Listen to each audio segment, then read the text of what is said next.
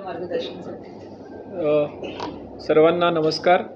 आणि दिवाळीच्या अगोदर तर मला वाटतं आता पुन्हा आपली भेट होईल स्वतंत्रपणे असं वाटत नाही, त्यामुळे सगळ्यांना ॲडव्हान्समध्ये शुभ दीपावली. ऑलरेडी आता जे आपण एक नवीन मोहीम यावेळेस घेतो आहोत, दिवाळीच्या अगोदर स्वच्छ दिवाळी आणि शुभ दिवाळी अशी जी मोहीम घेतो आहोत, त्याचे डिटेल्स जे आहेत ते आपल्याला ॲडिशनल कमिशनर यांनी ऑलरेडी सांगितलेले आहेत.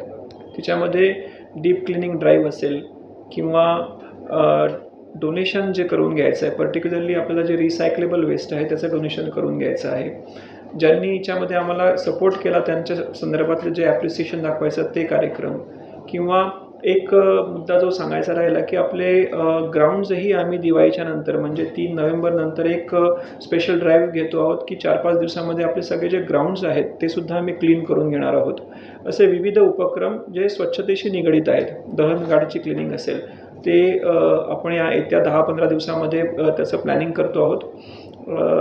आपल्याला म्हणजे आपलं सर्वात जास्त मदत जी आम्हाला हवी आहे ती म्हणजे या सगळ्या उपक्रमामध्ये लोकांचं पार्टिसिपेशन होणं हे खूप आवश्यक आहे.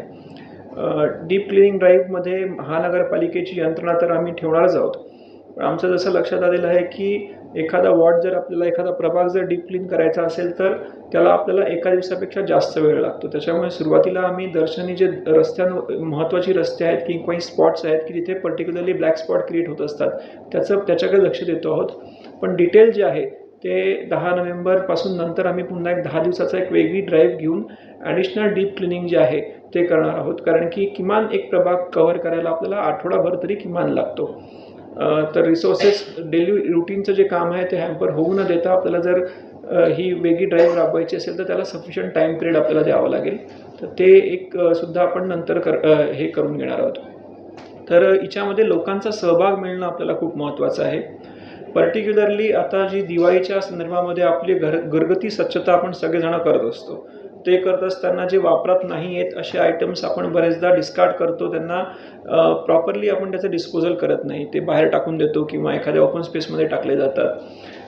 तर तसं न होता त्यामधले जे आयटम्स जे रिसायकलेबल आहे किंवा रियूज करता येऊ शकतात अशा पद्धतीने जर त्याचं त्यांनी सेग्रिगेशन करून महानगरपालिकेला जर दिले तर महापालिकेने असे एक आम्ही डिसेंट्रलाइज स्वीकार केंद्र ठेवलेले आहेत. तिथे आम्हाला अपेक्षित असं आहे की जुने कपडे किंवा रद्दी किंवा रिसायकलेबल मटेरियल्स असणारं एखादं मेटलचं आहे किंवा फर्निचर आहे किंवा ई वेस्ट आहे, हे जे आहे आम्ही त्याला स्वीकारणार आहोत तिकडे, आणि मग त्याचं पुढे प्रॉपर प्रोसेसिंगसाठी आयदर ज्या एजन्सीज आमच्यासाठी रेग्युलरली काम करत असतात त्यांच्याकडे दिलं जाईल किंवा जे वेगवेगळ्या NGOज आणि बचत गट आहे की जे याला पुढे रिसायकल करतील आणि त्यामधनं जे काही उत्पन्न मिळणार आहे ते त्यांनाच हे होणार आहे. तर ॲटलिस्ट ते मटेरियल जे आहे ते पुन्हा आपल्याला वापरामध्ये येईल.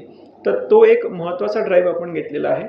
तर हा मेसेज आपल्याला द्यायचा आहे की या 100 केंद्रांवर 100 ऑड केंद्र आहेत ती, त्याची लिस्ट आपल्याला आम्ही आता शेअर करू आणि वेबसाईटवरही टाकलेली आहे.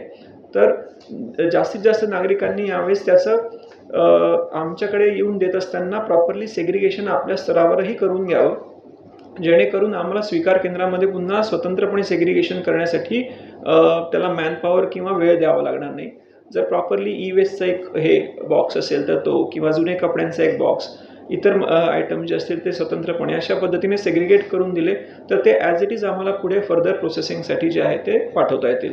तर अशा सेग्रिगेटेड स्वरूपामध्ये नागरिकांनी आपली जी ते ज्या वस्तू डिस्कार्ड करणार आहेत तर त्या जर आपल्याला दिल्या तर एकतर त्यांनासुद्धा एक हे होईल की ॲज अ जबाबदार नागरिक ते इतर कुठेही त्याचं घाण म्हणजे शहरामध्ये त्याची घाण पसरणार नाही.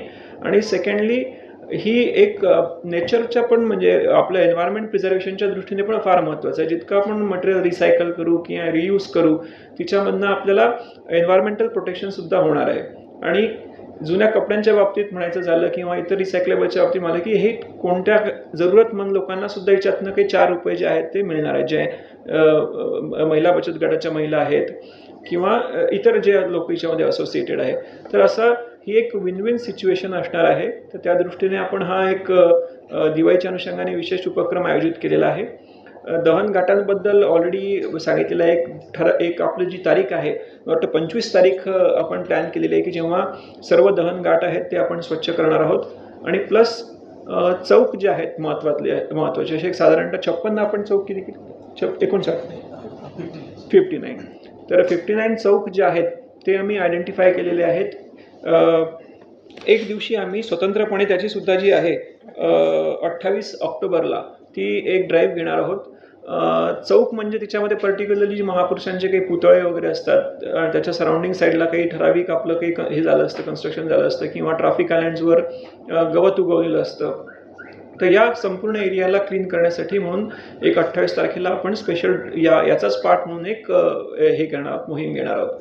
तर ते सुद्धा म्हणजे एक सिटीला ॲटलिस्ट आपल्याला आपण जसं म्हणतो की घर आपण स्वच्छ करतो सगळं दिवाळीच्या अनुषंगाने, त्याच धर्तीवर आपल्या शहराला पण एक अपलिफ्ट म्हणजे एक फेसलिफ्ट देण्यासाठीचा जो प्रयत्न आहे तो आपण या 15 दिवसामध्ये करायचा प्रयत्न करतो महानगरपालिकेमार्फत. वेगवेगळ्या NGOज असतील किंवा महिला बचत गट आहे त्यांना आम्ही ऑलरेडी त्यांच्याशी इन्व्हॉल्व केलेलं आहे आणि आपल्यामार्फत हा मेसेज गेल्यानंतर सर्वसामान्य नागरिक असतील किंवा इतरही कोणी लोक जर आम्हाला जोडण्यास इच्छुक असतील तर ते सुद्धा आम्हाला येऊन अप्रोच करू शकतात. त्यांना सुद्धा आम्ही या ड्राईव्हमध्ये सामील करून घेऊ. तर हे आमच्याकडनं बेसिक जी आपल्याला इन्फॉर्मेशन द्यायची होती ती आम्ही आता आपल्याला दिलेली आहे. आपले जर काही प्रश्न